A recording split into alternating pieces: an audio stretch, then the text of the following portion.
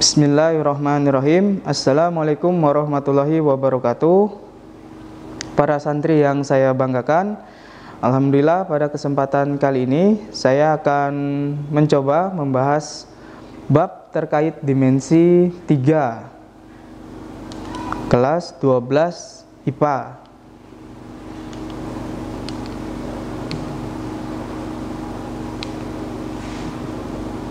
Oke. Pada bab dimensi 3 ini yang akan kita pelajari juga ada 3 kebetulan, yaitu jarak titik ke titik, jarak titik ke garis, dan jarak titik ke bidang. Kemudian dimensi 3 ini juga banyak nanti digunakan dalam penerapan kehidupan sehari-hari. Kemudian ada rumus yang sering nanti digunakan, yaitu rumus Pitagoras atau teorema Pitagoras. Yang pertama, kita sedikit membahas terkait jarak antar titik.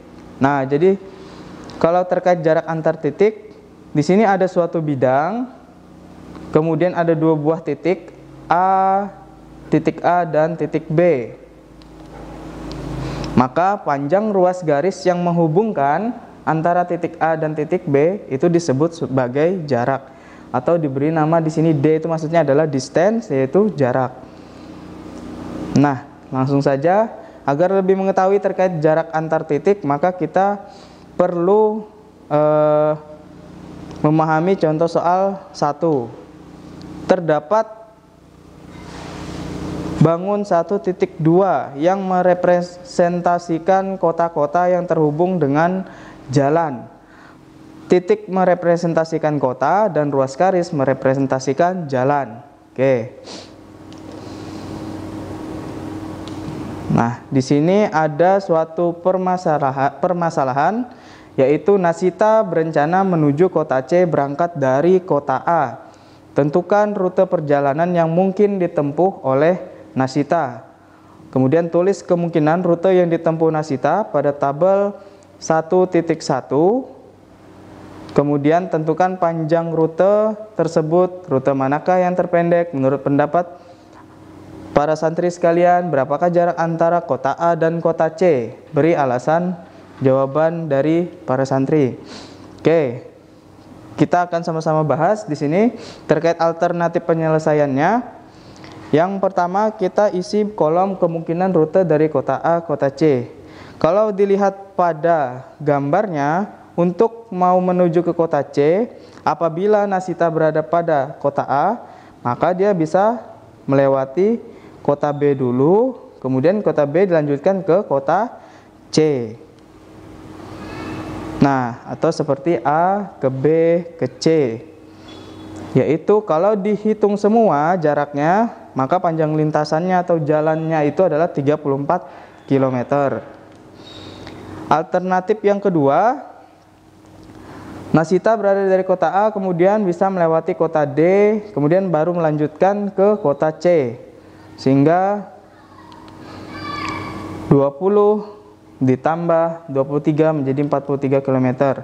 Kemudian pada alternatif yang ketiga, Nasita bisa ke kota A, kemudian ke kota B, kota D, kemudian ke kota C. Oh, di sini kurang ya, seharusnya A, B,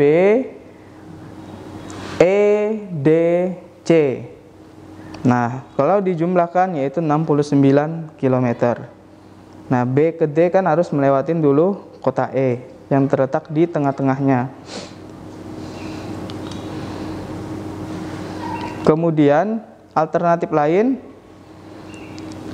AD, kemudian ke E, ke B, ke C, yaitu panjang lintasannya adalah 68 km. Kemudian rute yang kelima, A ke E ke C atau AC, yaitu 59 km. Nah, kalau kita lihat dari datanya, maka rute yang terpendek itu adalah A ke B ke C, yaitu 34 km. Menurut pendapat para santri, berapakah jarak yang di antara kota A dan kota C? Nah, tadi sudah kita dapat hitung bahwa 27 ditambah 32 yaitu 59. Nah, ini adalah salah satu penerapan juga dalam kehidupan mengenai jarak antar titik.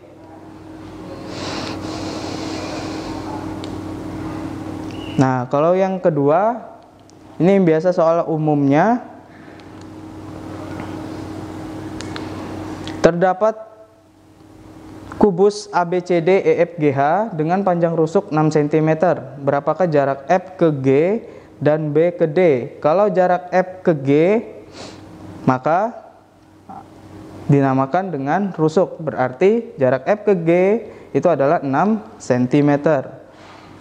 Nah, kemudian kalau jarak B ke D itu dinamakan dengan diagonal dari suatu alas atau dari bidangnya ABCD, sehingga kita dapat menggunakan dua buah alternatif penyelesaian. Yang penyelesaian pertama adalah teorema Pitagoras, yang kedua adalah menggunakan R akar 2. Nah, mana yang lebih cepat aja nanti digunakan. Lebih cepat langsung gunakan R akar 2, tinggal ganti rusuknya yang diketahui 6, maka jarak B ke D adalah 6 akar 2 cm.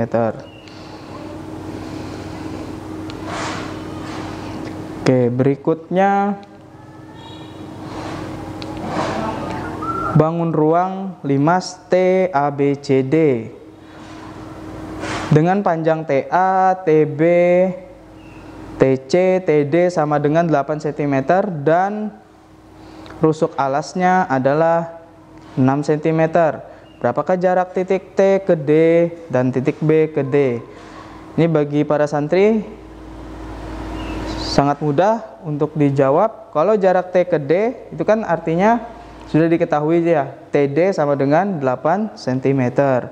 Kemudian kalau jarak B ke D-nya, nah itu menggunakan tadi rumus Pitagoras dan diagonal suatu bidang. Sehingga jarak B ke D-nya adalah 6 akar 2 cm.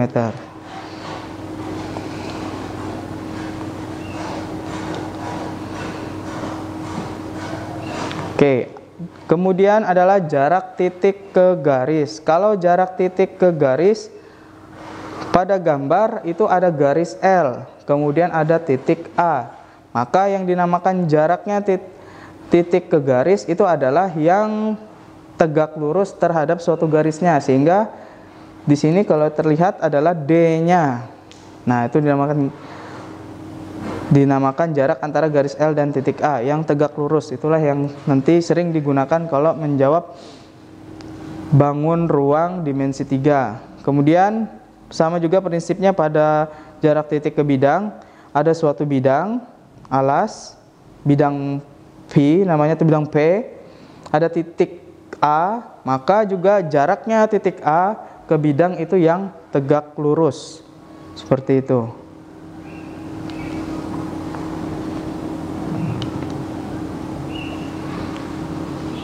Nah, berikutnya adalah jarak garis ke garis, kemudian dan garis ke bidang. Bisa dilihat definisinya, kalau jarak antara dua garis yang sejajar atau bersilangan, panjang ruas garis yang tegak lurus terhadap kedua garis tersebut. Nah, bisa para santri lihat, apabila ada garis L, garis M tegak lurus, saling sejajar maksudnya, maka yang diambil jaraknya itu adalah yang tegak lurus. Oke, kemudian ada jarak antara pada bangun yang kedua, yaitu diagonal AC dan EG. Itu sejajar, maka diambil yang tegak lurusnya, maka bisa AE, bisa PQ, dan bisa CG. Kemudian untuk yang ketiga, apabila garis BD bersilangan dengan BD dengan EG, maka tetap yang tegak lurusnya yang diambil, yaitu di sini diwakili oleh PQ.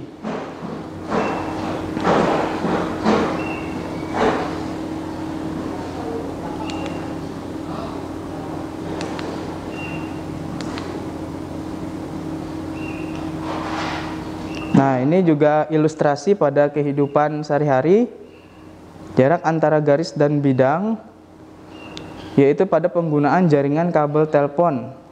Jadi ada jarak antara kabel telepon dan tanah. Tanah itu nanti sebagai bidangnya. Kemudian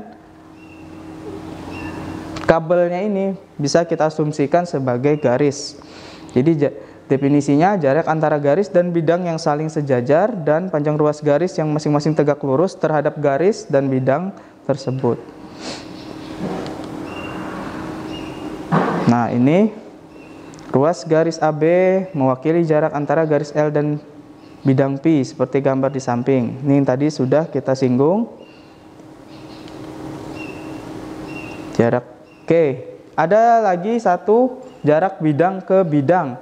Jadi misalkan jarak bidang ke bidang itu membentuk suatu gedung, misalkan gedung perkantoran yang apabila alasnya misalkan persegi, kemudian atapnya juga bentuknya persegi. Nah, itu nanti cara mencari jaraknya juga menggunakan konsep tegak lurus.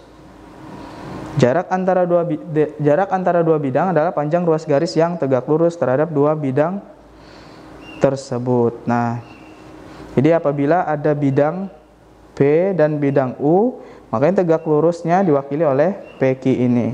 Harus tegak lurus. Karena kalau dia miring garis itu, maka itu bukan jarak terdekatnya.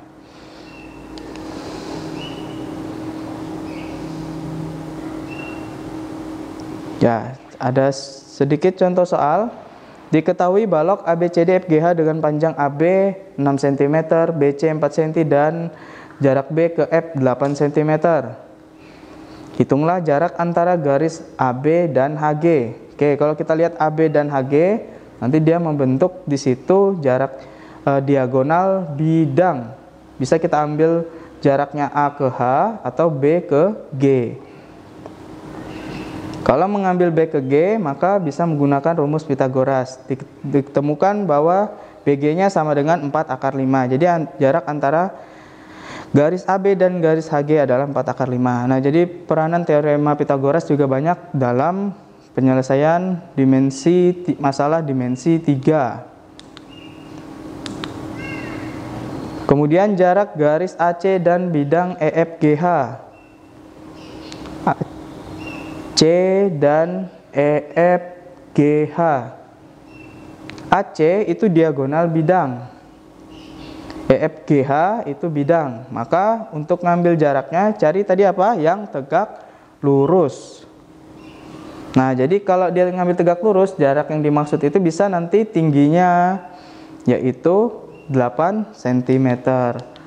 Atau tingginya itu yang mana? Yaitu AE bisa ke BF, bisa DH, bisa CG. Nah, yang terakhir, jarak antara bidang ABFE dengan DCGH.